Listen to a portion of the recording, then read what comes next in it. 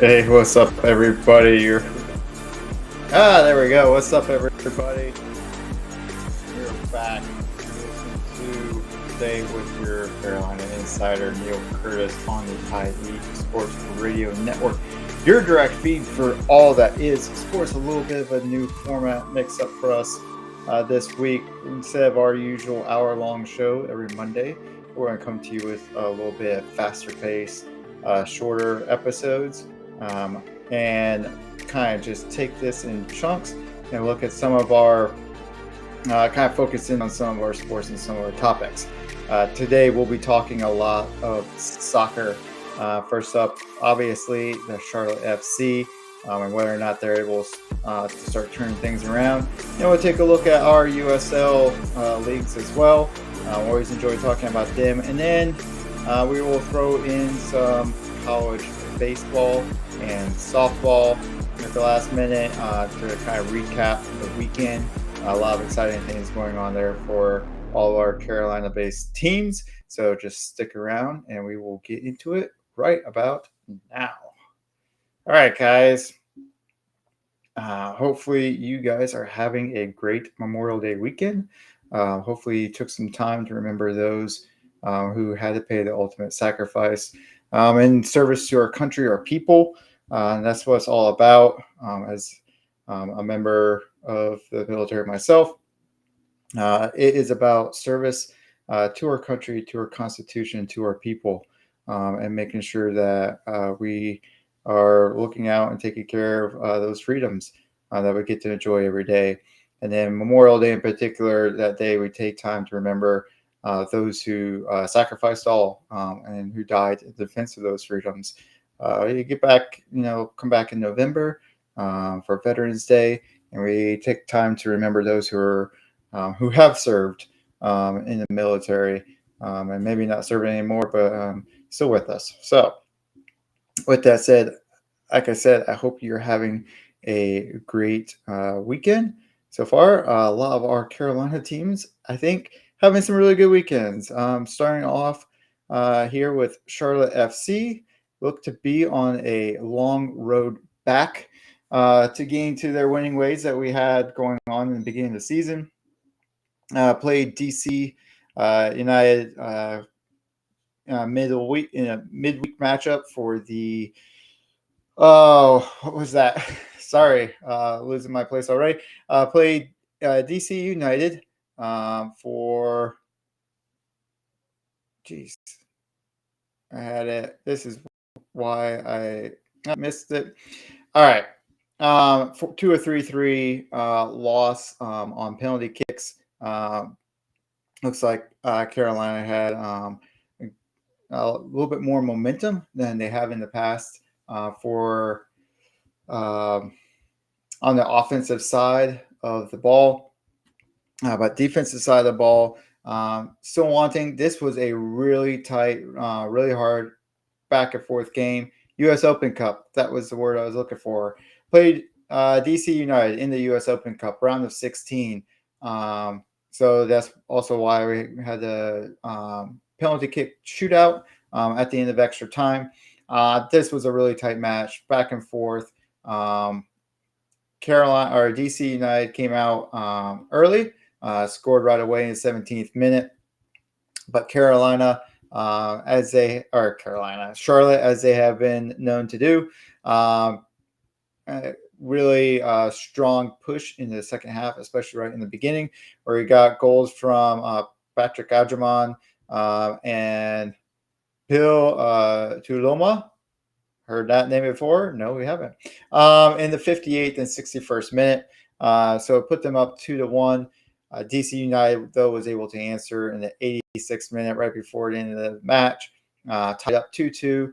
That sent it into extra time. Charlotte again out in front first here, scoring at the 5 minutes in. And then at the 104th minute, ended up giving up a goal to DC United to tie it back up again. Extra time ended at 120 minutes, not at 3-3. Went to penalty kicks where United ended up winning 2-1 on penalty kicks. So a rejuvenated effort, I think, for the Charlotte offense. Defense still looking to find their way. Charlotte did not have Kalima in at goalie, but instead had, where did he go? That's it. Nope. Yeah, had David Bingham in for goalie as instead. So interesting game there, and really a lot of effort, a lot more intensity. Like I said, really tough back and forth type of game.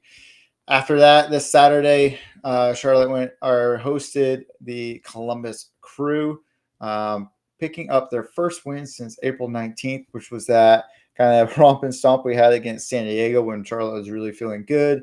I was feeling really good. I thought they were doing great overall. And since then, have not had a win against the MLS team. But until this weekend, when they took down the Columbus Crew 3-2. Offense in this game, able to answer Columbus for each of their goals, kind of playing almost a little bit of defense through offense. So every time Columbus was able to pick up a goal, Charlotte was able to answer right back, with Columbus picking up their first goal in the 15th minute, and then Charlotte answering back in the 19th when Patrick Adjamong took a header to the goal on assist from Pep Beal, and then follow that up 5 minutes later with a nice right-footed shot into the corner of the goal. That one was assisted by Wilfred Zaha, and Charlotte was up and on their way 2-1 going into halftime. A little bit unusual, I think, tick there for Charlotte, leading going into a half, but we'll take it. It's great to be winning going into a half like that. And then came out in the second half, and it was Columbus's turn to answer, picking up a goal in the 65th minute to tie it up 2-2. But again, Charlotte, like I said, able to answer. Pep Beal with a goal off the assist from Wilfred Zaha at the 75th minute. That made it 3-2, and Charlotte was able to hang on from there. So a little bit better on defense, but still always, I think, can be a little bit better. One or no goals would be fantastic. So talking about discovering their offense, that makes between the Crew game and the United game 6 goals in their last 2 matches, which goes a long way. It gives you that goal differential that you need to help in the standings.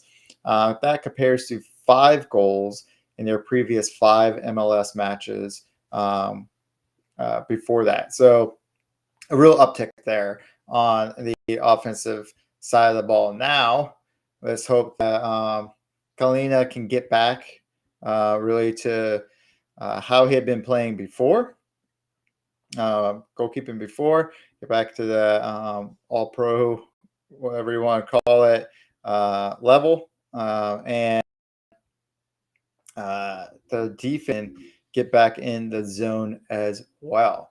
All right, next up, we've got some championship league, some USL Championship League soccer.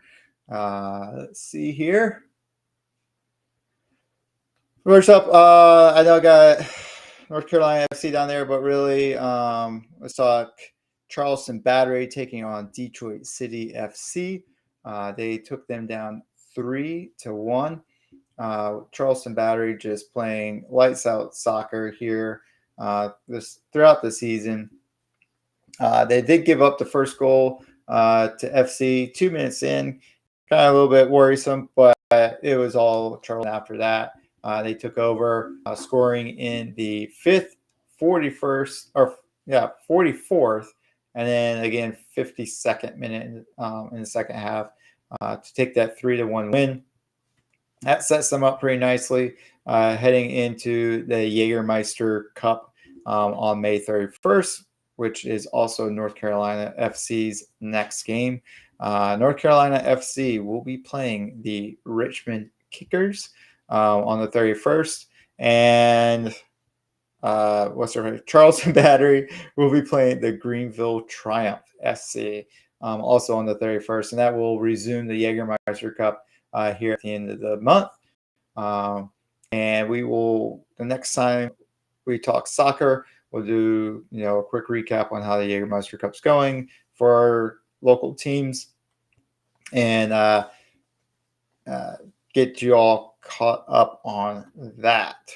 All right. So next up, told you guys this is quick. We are fast. We are furious. We are trying to keep this to between 20 and 30 minutes now. But we're going to have a good time while we do it. Let's see, I don't want that there. Yes, take that out. But let's do you. Excellent. Next up is USL 1 League. We're talking Charlotte Independence. We're talking Greenville Triumph. Also, two teams who have been playing well, but kind of sitting there in the middle of the pack. Independence staying at the top of the pack with a slightly uncharacteristic loss to AV Alta FC. Going down 1-2 to AV.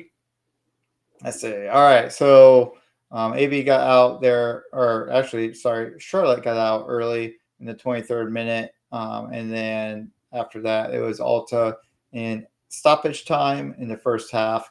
And then with the go ahead goal in the 82nd minute to put the game away. And again, Charlotte Independence dropping that game to Alta C.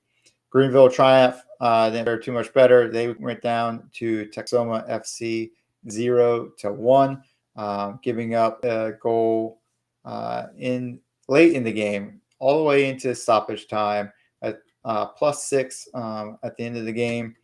Had a total of 10 minutes of stoppage time in this game. That's quite a bit for a soccer game, for a match, but at the end of the game. But that's when Texoma was able to finally break through and get the one and only goal needed to take that game. Again, these two teams, their next up will be in the Jägermeister Cup. Like I said, Greenville Triumph will be taking on Charleston Battery. And Charlotte Independence, I'm sorry, I did not do a good job of looking that up. Let's see if I can get this up real quick. That went better than I thought it would. Things are loading pretty good today. Where'd you go? Charlotte Independence, what happened to you? There you are. They will be playing Lexington SC also on the 31st. So May 31st, find a way to tune in some Jägermeister Cup matchups going down then. All right, we're going to keep talking soccer. Now we're going to shift over to USL Super League. That's going to look good. Check this out. Captions. Looking good. And talking about the North Carolina Ascent FC, who have been dominating all season in the Super League. At the top of the tables. First team to inch up their ticket to the tournament. Last two matches, though, I won't say rough, but playing to draws in both of them. There we go. Let's see if that's going to. Oh, doesn't like it. Playing to draws in both of them. So this time against Brooklyn FC.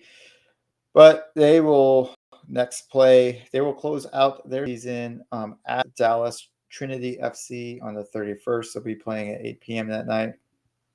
Should be a good wrap up to the season. And then first week of June, I think it's the 7th or 8th, I'm blanking right now, they will host the semifinals of the Super League tournament.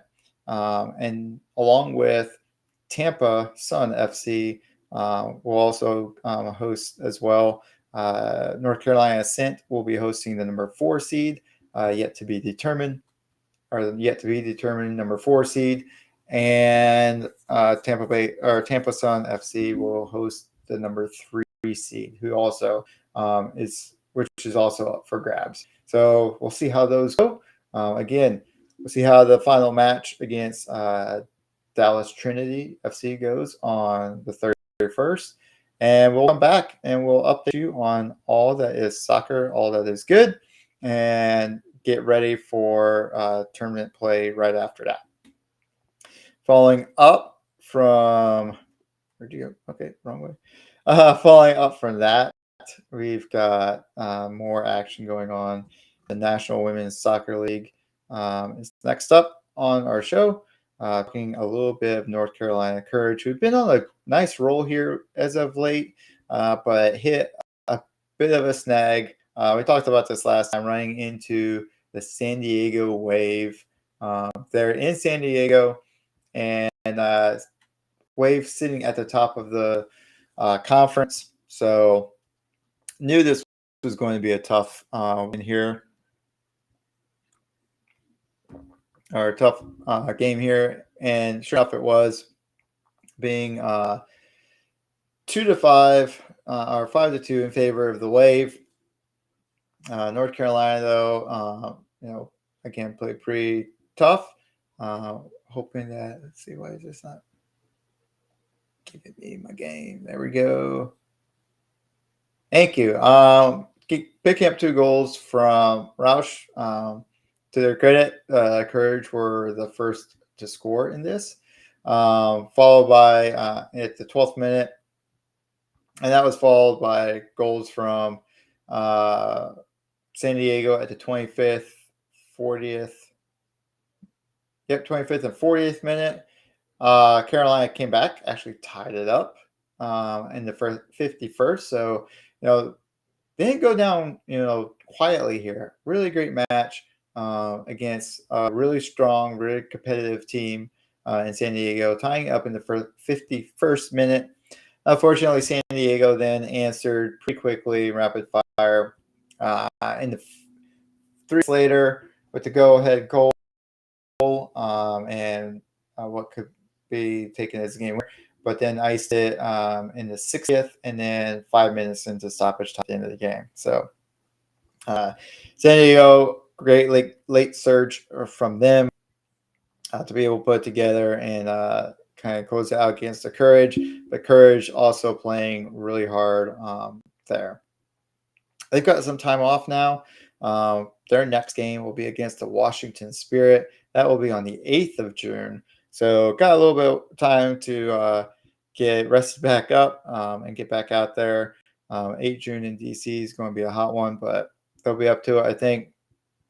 And you'll be able to catch that one on Paramount Plus. So that'll be good to check out. All right. Let's see. So while we won't have breaks for these shorter episodes, I do want to make sure we take time to shout out all of our fellow stations. So you've got, make sure, just got done wrapping up some quick recaps there on soccer. So for more soccer, USL, NWSL, MLS, Premier, Bundesliga, European leagues, whatever, CONCACAF, whatever your cup of tea is when it comes to the beautiful game, make sure you check out our other show, Shin Pads and Shenanigans, which I love that title. I said that before. It's a great title. With Jess right here on IE Sports Radio, your direct feed for all that is sports. All right. Let's get into some college baseball, or let's talk softball first. Softball, unfortunately, we talked last time.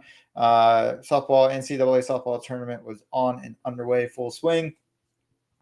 Unfortunately for us and our favorite teams, South Carolina and Clemson had both advanced to the Super Regionals. We're looking pretty good. South Carolina took on UCLA. UCLA ended up eliminating South Carolina 2-1. At least South Carolina pushed all 3 games. Actually, South Carolina took that opening game looking strong, 9-2. But UCLA came back. Game 2, they won it 5-4, and then wrapped it up on the 25th, 5-0. Ended up eliminating South Carolina there from the NCAA tournament. On the opposite side, Clemson played Texas. Clemson, similar situation, came out strong early, 7-4 win in game 1. Texas was able to come back in the next one, again a close game, 7-5, and force game 3. And now this one was a real fight, with Texas eventually taking Clemson down 6-5 there, and eliminated Clemson from the NCAA softball tournament. Setting up, unfortunately for us, softball World Series, College World Series, with no Carolina-based teams. You've got Oklahoma, you've got Florida, Texas, Tennessee will be in bracket 1, and then UCLA, Texas Tech, Oregon, I can say Oregon, and Ole Miss will be in bracket 2. Don't ask. I movie quote to no end, talking to especially my family, people I'm close to. If you've known me for a while, you will hear so many movie quotes coming out, and you'll get tired of it real soon. But and so that Oregon is a little bit of a movie Easter egg if you can figure it out. All right. Next up, we got to get through this. Man, even 30 minutes is hard. And even like talking 2 sports in 30 minutes is tough. But we're going to do it. Baseball, NCAA baseball. Great weekend for our teams. Let's start off with UNC winning the ACC tournament. They took down Boston College, FSU, and Clemson. That is a hard freaking bracket to get through. Game Pass number 2 FSU in a back and forth tilt of a game that was exciting to watch. Freshman closer coming in, putting that game on ice. A lot of fun. And then taking down Clemson in the championship game 14-4, which I think is kind of funny because I'm just now looking, depending on who you look at in the whose rankings you look at. North Carolina is ranked number 4 and Clemson is ranked 14th. So kind of funny that you got the score the way it is, but whatever. Really, but again, like I said, a really tough bracket to get through, and taking the championship game in really strong fashion there. And there, Coastal Carolina was able to defeat Southern Miss and win the Sun Belt Conference Championship. And then ECU defeated Tulane 8-2 for the American Athletic Conference Championship. And sorry, Coastal Carolina, that was a 7-5 victory over Southern Miss. So what does that mean? Chapel Hill with our NCAA baseball bracket, tournament baseball bracket. So Chapel Hill will host NCAA regionals. In their group, Holy Cross, Oklahoma, and Nebraska. So some, again, tough draw there, in my opinion. Clemson will also host a regional, bringing in USC Upstate. So this is the University of South Carolina Upstate will be coming in to Clemson, right? Sorry. Man, I'm not good at this. It's a good thing I don't get paid. There we go. Coming into Clemson. After that, it will additionally they'll be hosting West Virginia and Kentucky. So another good little regional there. And with their I think current win, Coastal Carolina and their ranking, Coastal Carolina will also host a regional, bringing in Fairfield, University of Florida, and previously mentioned ECU will be in for that. Additional teams. We got a lot of teams in this bracket. North Carolina State Wolfpack will be playing in the Auburn Regional, going up against Auburn, Central Connecticut State, and Stetson. So good group of teams there. And then Wake Forest will be playing in the Knoxville Regional, hosted by Tennessee. And then joining Miami of Ohio and Cincinnati in that group as well. Duke will go on to play in the Athens Regional, hosted by the University of Georgia, and going up against the likes of Binghamton and Oklahoma State. So a lot of great stuff going on here. Looking forward to catching all these games. Let's see. Winners bracket. So we'll be kicking that off May 30th. North Carolina against Holy Cross, our opening game, and we'll be keep locked in here. Make sure you're clicking that subscribe to IE Sports Radio on YouTube. Check us out on Twitter as well. We'll get that stuff up for you at the end. Check out all that stuff, and we will be bringing you all the latest and greatest updates. Sorry, that was supposed to be doing that. All the latest and greatest updates for you on that. All right, last shout out I got here before I wrap this up. Let's see.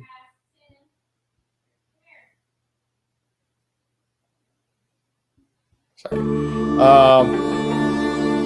Let's do like that. All right. I think when it does that, I don't know how to make it. All right. One last shout out to Ross the entire season. 22-0 for them. Going 22-0.